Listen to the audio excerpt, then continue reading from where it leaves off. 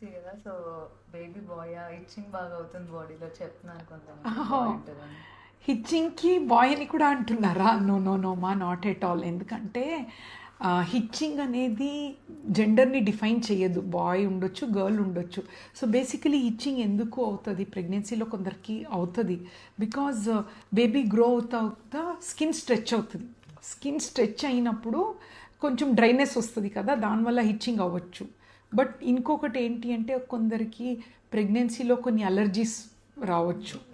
So దానివల్ల food ఏదైనా మీకు పడలేదంటే కూడా హిచ్చింగ్ రావచ్చు. అండ్ కొన్ని సిచ్యుయేషన్లో ఏదైనా ఇన్ఫెక్షన్, స్కిన్ ఇన్ఫెక్షన్ ఉందా చూసుకోవటం.